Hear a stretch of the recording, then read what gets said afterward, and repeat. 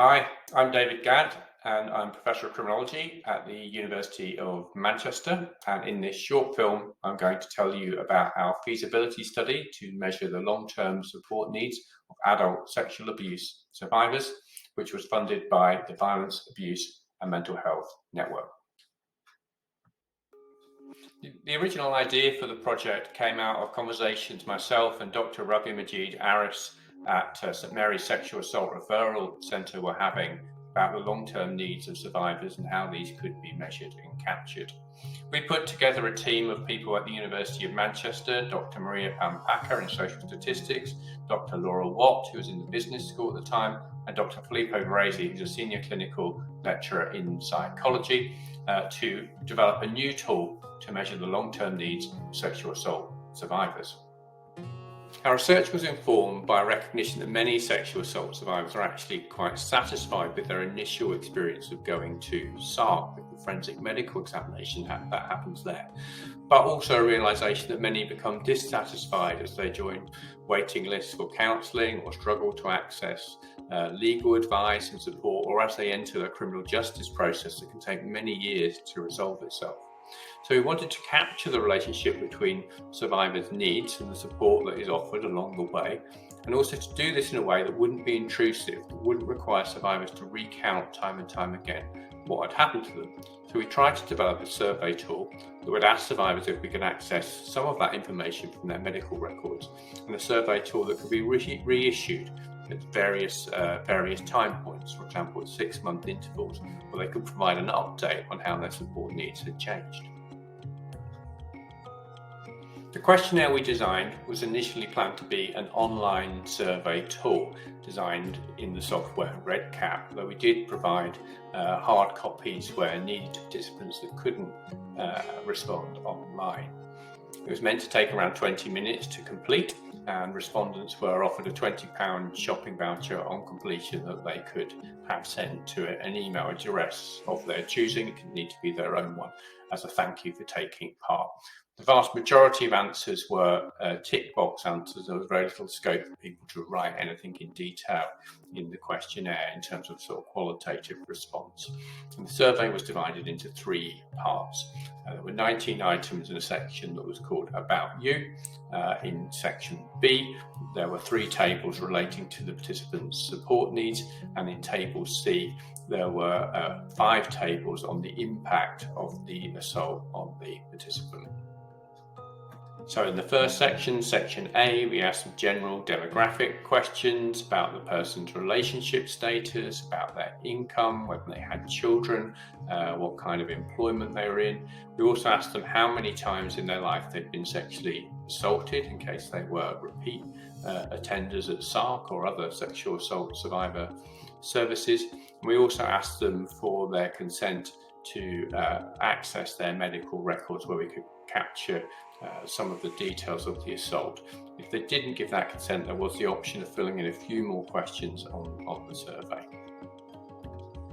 In the next section, we asked people about the kinds of support they had access. That included formal sources of support, going to the doctor, the police, hospitals, counselling, specialist charities, also whom they'd confided in within their own personal network, whether that be their partners or their colleagues or friends, and how satisfied they were with each of those sources of support. We then asked whether they were likely to access that source of support again in the future.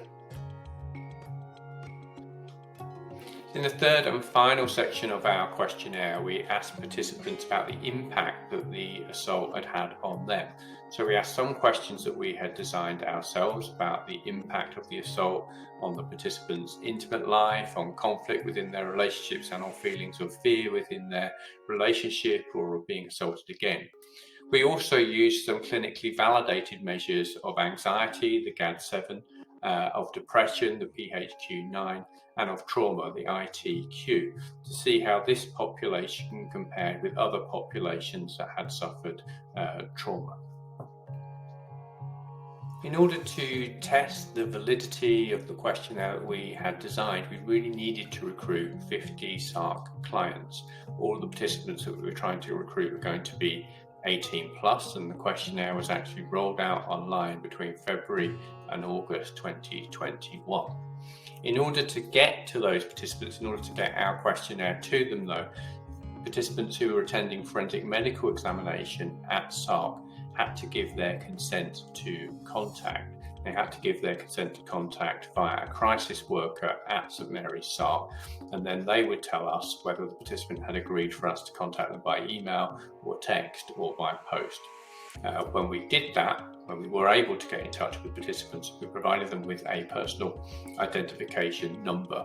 This meant that we didn't need to know, we weren't given the names of any of the participants that engaged in the study. Instead, we had this personal identification number, which would enable us to link what participants said with their medical records when they gave us consent to do so. There were several challenges that we failed to anticipate in our original project design, and these were compounded by the COVID-19 pandemic. This, of course, forced our project consultation with survivor organisations online, and it moved our work as a team online too. We were really lucky that survivor organisations continued to engage with us, often providing detailed written feedback on our draft questionnaire. We were also really fortunate to be joined on our project committee by a survivor, Anne-Marie, who was willing to have a look again at the questionnaire as we tried to implement some of the changes that were recommended to us. What we failed to anticipate, though, was that we would have to go for HRA, Health Research Authority Review, rather than University Research Ethics Review to get ethical approval. This meant that we needed to get good clinical practice certificates, we needed to use the IRAS system, we needed to get university sponsor approval, and we had to join the back of the queue at a time when clinical trials for vaccines were being prioritised over primarily social research studies. What we were left with after that review was a much more bureaucratic process of engaging participants in the study than we had originally envisaged. People would attend SARC and give their consent to be contacted by us 3 months later, 3 months after they'd attended the SARC. At that point, they'd be given a 4-page information sheet sent by post or by email to work through on their own. And then after that, they would have to give it 24 hours before we could actually send them the questionnaire. So there's a big time gap between attending SARC and hearing from us. One of the consequences of all of that process was that we started our field work almost a year later than it was initially envisaged. When we did start the field work and we opened the window for the online questionnaire for a period of 6 months, followed by 2 or 3 more months where people who had initially completed it at stage 1 could complete it again at stage 2. During that window, 348 people attended SARC. 95 of those consented to be contacted, to be invited to participate in our study. Of that 95, only 18 completed the questionnaire at stage 1, so just 5% of the SARC client group for that time. Then of those 18, only half, 9, completed the questionnaire at stage 2. All of the participants who participated in the study were women. We would have probably expected 1 or 2 men, given the profile of SARC attendance at that time. And all the participants were disproportionately younger and more fluent in English than the original 348 who attended SARC. Students and those with mental health problems were actually overrepresented in our sample. So what worked well in this project? Well, in addition to getting the survey online with a process, a consenting process that works, and a participant information sheet that participants appear to understand, we discovered that our original research questions were the right ones to be asking. The majority of the sample, 85%, who had accessed support from St Mary's, said they were very satisfied with the support they'd received. But most of those participants also still needed support with stopping abuse and navigating the legal system 3 months after they'd originally attended for a forensic medical examination. Half of the sample had been assaulted more than once, and just over a fifth had been sexually assaulted over 10 times. So one of the things to remember about this is that these are service users who've often accessed the service before, whose needs are starting to accumulate. We found that the impact of sexual assault was, of course, severe. 78% of the people that filled in our survey had frequent fear of being assaulted again. 2/3 had problems with anger, over half had problems with sexual intimacy, and around half avoided travelling alone, reported problems with their physical health, and were avoiding family and friends. So there are some real long-term support needs there that need capturing and addressing. We were also able to show that the majority of participants exceeded clinical thresholds on anxiety, depression and trauma. So it's really important to include these kinds of measures in surveys to measure survivors' long-term support needs, but to recognise that those support needs are connected to the actual support, the social support that's provided. What we were able to show was that the questionnaire kind of worked. It worked as a single piece of a single questionnaire that participants could work through. The vast majority of people filled in every question. But what we couldn't do was fully validate the measures. Our sample was simply too small to be conclusive about whether these are valid measures that should be used in surveys of sexual survivors' long-term support needs. So what is the key finding of this project? Well, we have produced a usable tool. We'd certainly invite any organisations that are looking to develop a tool to measure the long-term needs of sexual assault survivors to consider using this tool. It's free to access, and we'll be happy to advise you as to how you might take it up and develop it in your own organisation. What we've learned, I think, about that tool is it needs to be applied with closer proximity to participants, with potential research participants. We need people that are working with survivors to ask them if they're willing to fill in the questionnaire, so that continuity of conversation is kept going from the point of referral to SARC to the point where you might be able to ask someone to share some information in the questionnaire about their need. And we probably also need those people to talk prospective participants through the consenting process.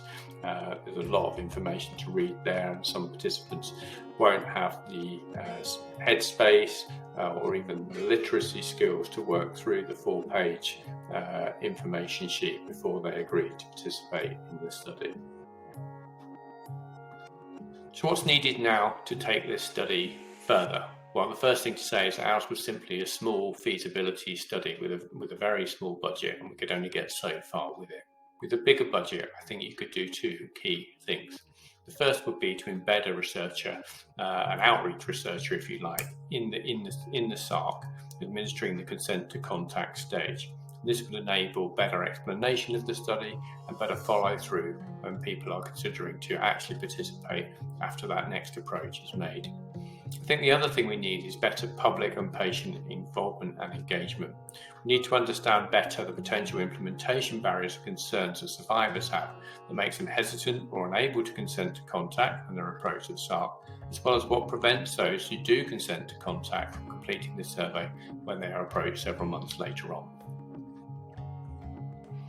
So I hope this presentation has been of interest to you and has given you a flavour of our project. If you do want to know any more about it, do feel free to email me. My email address is there, david.gown@manchester.ac.uk, or you can get in touch with any members of the original research team. You might also want to have a look at the St Mary's website, www.stmaryscentre.org. If you click on professionals, then research, and then measuring the long-term support needs, you can access a lot of content about the project there. There's some videos about the training that we did with crisis workers. There's the original questionnaire and some blogs also that describe what we have found. So please do feel free to get in touch if you've got further questions. Thanks for listening.